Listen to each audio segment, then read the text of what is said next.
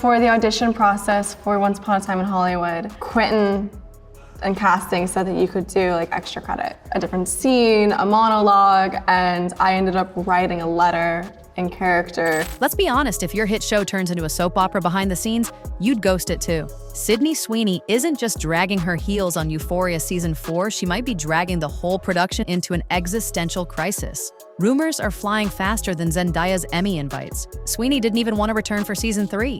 Why? Burnout? Creative differences? Or maybe she's just over high school trauma porn in slow motion. While the show spirals into scheduling chaos and disappearing cast members, Sweeney's making it clear. She's not clinging to a glittery Gen Z fever dream. Her silence speaks louder than Rue's entire Season 2 meltdown. And let's not forget, we've seen some photos of you filming Season 3 of Euphoria. I've seen you in a wedding dress. I've seen you in a vintage car with Alexa. How far into the future are we going? And has Cassie never, ever been happier this season? when the drama spills off screen, Sydney doesn't do press tours. She does quiet exits and louder career moves. Think of it as a soft quit with a knockout follow-up. You ever leave a party early but you don't tell anyone, you just vanish with your dignity and Uber receipts? That's Sydney with Hollywood. She's not burning bridges, she's just taking the scenic route back to herself. Sure, she still shows up to premieres and magazine covers, but there's a growing vibe. She's not here for the red carpet circus. You can feel it in her interviews, her role choices, even her Instagram captions. She's not done, she's evolving. You don't train like Rocky, put on 30 pounds, punch your way into a boxing biopic, and come back to fake high school drama unless you're playing chess while the rest of LA plays Uno. Hollywood wants her as a pinup. Sydney wants to be a powerhouse. And frankly, she's winning. Here's the thing. Sydney doesn't do naked scenes for clickbait. She does it because her characters demand truth, not tube tops. In a world where most celebs fake modesty and still end up in leaked screenshots, Sydney walks in with full ownership. She told W Magazine she doesn't get nervous, doesn't get shy, and doesn't do shame.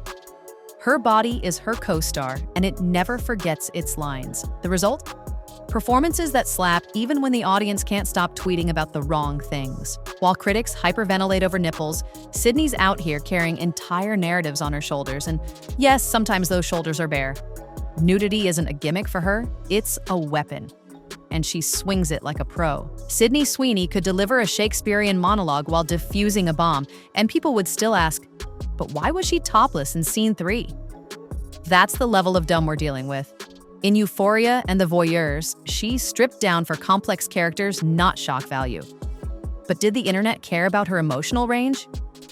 Nope. They screenshotted and judged.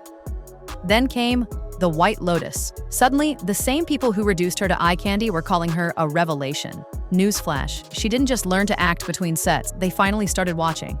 Her rise isn't a glow-up, it's a wake-up call. The girls had chops.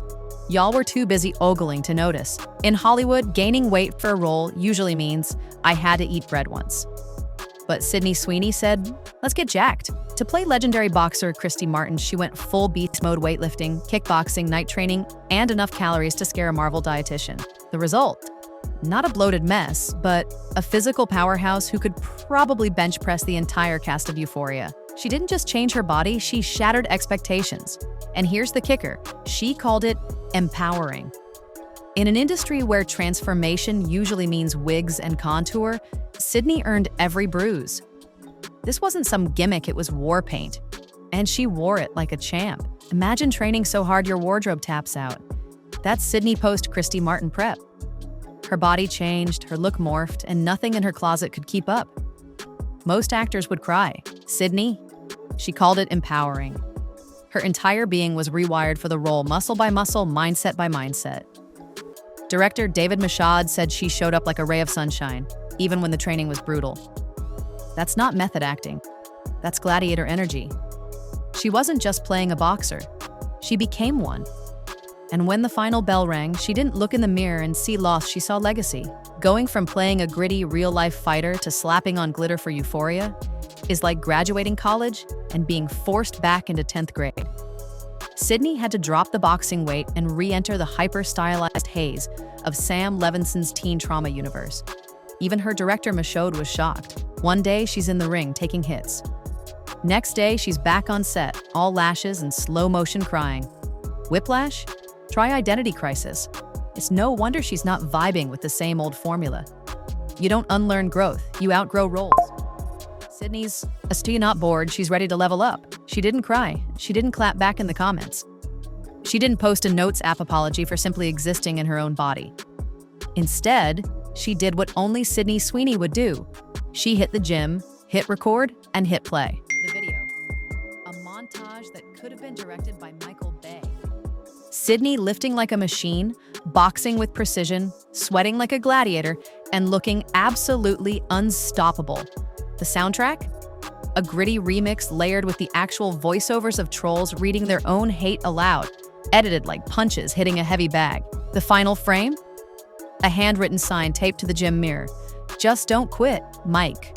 Drop. This wasn't a pity party. This was a power play, a flex with cardio, a middle finger wrapped in athletic tape. Sydney Sweeney isn't just strong. She's savage, in the best, most empowering way possible. And that video? It wasn't about the haters. It was a war cry for every girl who's ever been underestimated, dismissed, or told she wasn't enough. Own your grind, even when they don't get it, especially when they don't. Sydney's not walking away from the spotlight. She's just sick of dimming it. After playing Christy Martin, she's tasted the kind of role that doesn't just challenge you, it changes you. So when Euphoria asks her to cry under purple lights again, it probably feels like deja vu with glitter. There's no shame in outgrowing a role. She's evolving and evolution's messy. It's not just about scripts anymore, it's about purpose. Hollywood wants her on a hamster wheel. Sydney's building her own arena. Hollywood loves a good ingenue, a pretty face, a predictable art. But Sydney? She's rewriting the whole script. Between navigating the relentless nudity discourse, deflecting body shaming with grace and grit, pivoting from sultry dramas to producing her own stories and lacing up actual boxing gloves in her downtime, she's not just stepping out of the box, she's setting it on fire. She's done playing by the rules.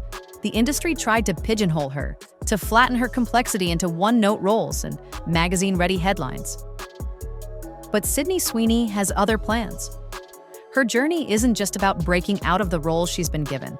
It's about breaking through everything that's tried to limit her. She's not here to fit into Hollywood's mold.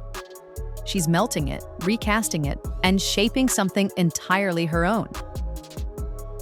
Whether she returns to Euphoria or swerves into something completely unexpected, it doesn't matter. The message is clear. She's in control now, bold, brilliant, unapologetically ambitious.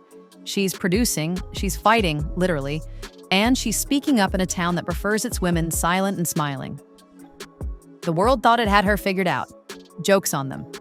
Sydney Sweeney is just getting started, and she's coming in swinging.